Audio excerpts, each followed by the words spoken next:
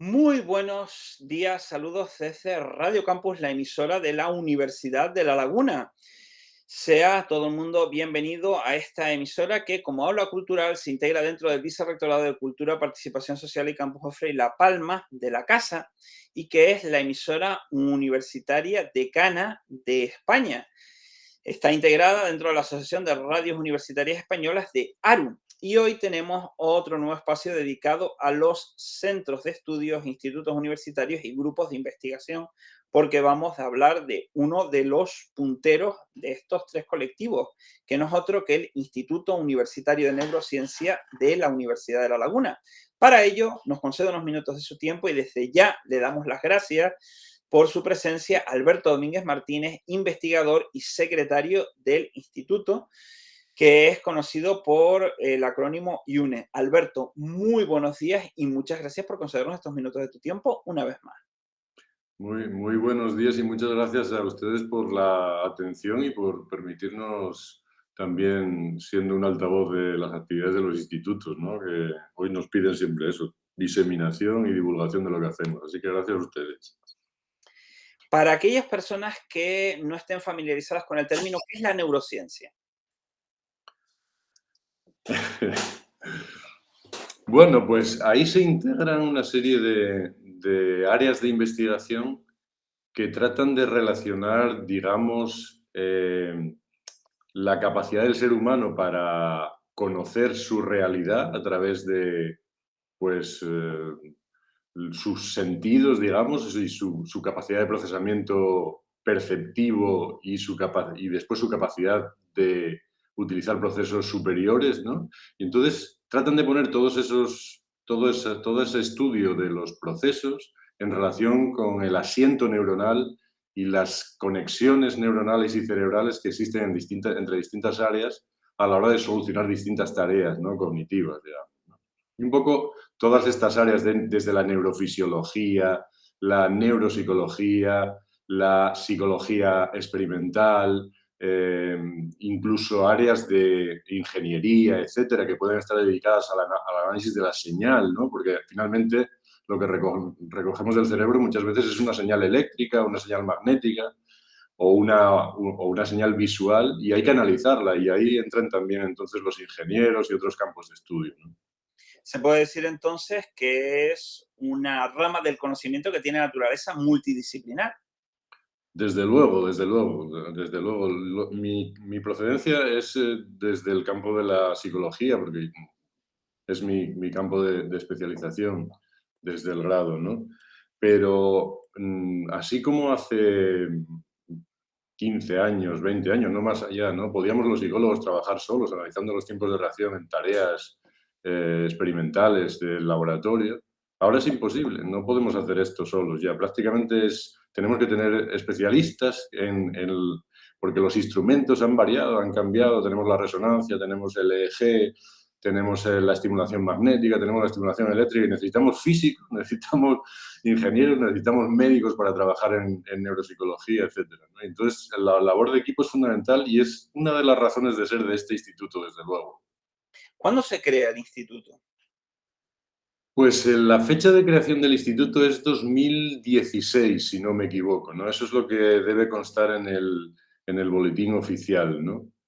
Pero esa es la fecha, digamos, legal, pero de facto el instituto venía trabajando desde antes de esto, porque hacia 2010 hubo unos proyectos estructurantes que se generaron desde el Gobierno de Canarias, y estos proyectos estructurantes permitieron agrupar a una serie de profesionales, sobre todo de la universidad, ¿no?, en torno a un proyecto que se llamó en aquel momento NeuroCog. Y el proyecto NeuroCog fue un germen del futuro instituto que después tuvo lugar, ¿no? Uno de los productos de ese proyecto NeuroCog fue fundamentalmente aunar profesionales. Permitió en aquel momento contratar varios postdoc, varios investigadores jóvenes pero reputados, con un ámbito de investigación ya definido, pero además nos permitió comprar equipos de investigación y nos permitió hacer un edificio, lo cual parece casi una cosa frívola, ¿no? Pero sin embargo el espacio físico nos dio la oportunidad de tener un sitio donde estar, de tener unos laboratorios, de poder llevar allí a sujetos experimentales, etcétera. Y fue el germen de todo esto que ahora es un instituto, ¿no? Que es el edificio que hay en Guajara, en el campus de Guajara, en los jardines, ¿no? Que se llamaba Neuroco. Uh-huh. Y ese fue el inicio, ¿no? Y ahora pues estamos en una fase, es un instituto jovencísimo, acabamos de nacer prácticamente. Fíjate que tenemos prácticamente 4 o 5 años legalmente constituidos, ¿no? Y estamos en el proceso de ir estructurando, ¿no? Cada vez más. Hay que decir que la neurociencia es una rama del conocimiento que cuenta con una honda vinculación no solo en la Universidad de La Laguna, sino también en la isla de Tenerife, porque se suele plantear que uno de los primeros lugares donde se trabajó, donde se desarrolló esa disciplina es la celebérrima Casa Amarilla del Puerto de la Cruz. Sí, sí, bueno, claro. Claro, ahí es donde este es otro edificio emblemático, ¿no? Para nosotros, aparte del edificio de Neurocom, ¿no? El edificio que está todavía ahí medio caído, ¿no? Medio derruido en el Puerto de la Cruz, ¿no? Es un primer laboratorio, digamos, que podríamos decir que es de neurociencia, ¿no? Si bien en aquel momento era de comportamiento animal, pero trataba todo el tema del evolucionismo, de cómo obtener conocimientos a partir de la psicología comparada entre los animales, los primates, porque Wolfram Kohler ahí generó el primer laboratorio, digamos, de primatología del mundo, ¿no? Lo cual no deja de ser un evento muy, muy importante, ¿no? Que esperamos que en algún momento ahí hay todo un proyecto de rehabilitación en el que no voy a entrar ahora mismo, pero que hemos estado tratando de empujar desde hace años y que ojalá que un día se pueda rehabilitar todo aquello y ponerlo en marcha como... Porque una parte del proyecto, además, es que aquello sea una escuela de posgrado donde investigadores de otros países puedan venir, eméritos, etcétera, personas con una trayectoria muy larga y que deseen combinar un periodo vacacional con posgrado universitario, con investigación y que a la vez tengamos un museo allí, etcétera. Entonces, claro, esa es la tradición que nosotros estamos siguiendo también, ¿no? La de continuar con líneas de investigación en neurociencia, sobre todo en neurocognición, ¿no? Que es lo que decíamos antes de la relación entre el asiento cerebral con los procesos cognitivos, con los procesos psicológicos. ¿Cuál es el presente y el futuro del instituto? Bueno, pues mira, ahora mismo estamos, como te decía antes, en una fase de intentar estructurar las líneas de investigación del instituto y como te decía antes también, nosotros tenemos entre nuestros investigadores, tenemos ingenieros, tenemos fisiólogos, tenemos muchos psicólogos, tenemos psicólogos sociales también, tenemos lingüistas, etcétera, ¿no? Entonces, nuestra preocupación ahora es que todas esas líneas de investigación converjan en algunos puntos, ¿no? De manera que se genere una sinergia entre los investigadores que permita también producir investigación de más alto nivel, ¿no? Todavía, que no sean los grupos aislados los que trabajen, sino que haya comunicación entre nosotros y que podamos optar, por ejemplo, a algo que hemos aplicado el año pasado, que es la convocatoria María de Maeztu, de grandes laboratorios. Es una convocatoria que permite estructurar en torno a un proyecto de investigación, permite estructurar laboratorios que ya están en marcha, pero que son jóvenes y necesitan un empujón, ¿no? Un empujón hacia arriba, ¿no? Lamentablemente en esta convocatoria nosotros no hemos podido finalmente concursar por la fecha de creación. El instituto es demasiado joven, digamos, para esto. Nos faltaba un año y ahora volveremos a aplicar otra vez en la próxima convocatoria. Y la idea es esta, ¿no? La idea es generar conocimiento en el ámbito de la neurocognición.